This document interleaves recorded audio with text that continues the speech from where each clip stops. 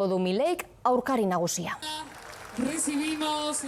Eta jendetza gerturatu da gaur Bilboko Kasilla pabiloian jarri duten txertaketa gunean dira. Helburua Bizkaian dagoen gripe goraldiari aurre egitea da, gogoratu ez dela itzordurik behar. Goizar zabaldu ditu ateak eta ordutik ilara oso luzeak ikusi ditugu egun osoan.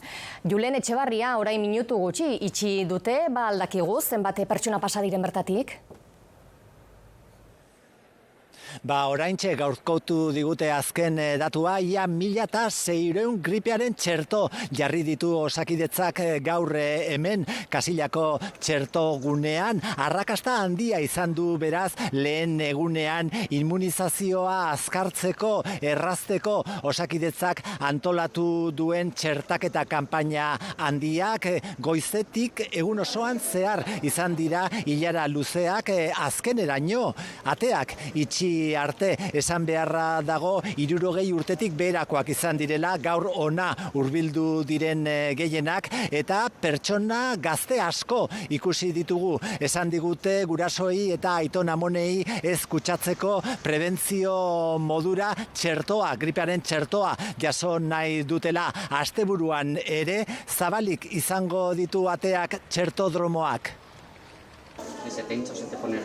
Etenik gabe aritu dira gaur lanean Kasillan ezarritako txertogunean.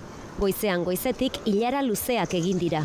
De repente okurritu zaigu, honea etortzea. Deustotik gatoz, oinez. Badazpada komeni da, txertoa jartzea. Txertaketarako errefortzu zentroak gripe kasuen gorakadari erantzun nahi dio. Intentar prevenir que el aumento de casos siga en esta línea ascendente en la que está. Kasuak hirukoiztu egin dira eta intzidentzia bereziki handia da Bizkaian. Ingurua baita ere jendea nabaritzen da, daukala estulka dagoela, mukoak eta horrelakoak, eta printzipioz horrelako gauzak saiesteko. Helburua eguneko 1000 dosi jartzea da. 5 txertatze postu jarri dituzte eta 14 urtetik gorako edozein bizkaitarrek jo dezake bertara hitzordurik gabe. 8etatik 8etara arituko dira 15 egunez, tartean asteburuetan ere bai. Ezoiko irudia gaur Elizondoko azokan 500 bere baino gehiago hartzeko prestatutako ingurua hutsik.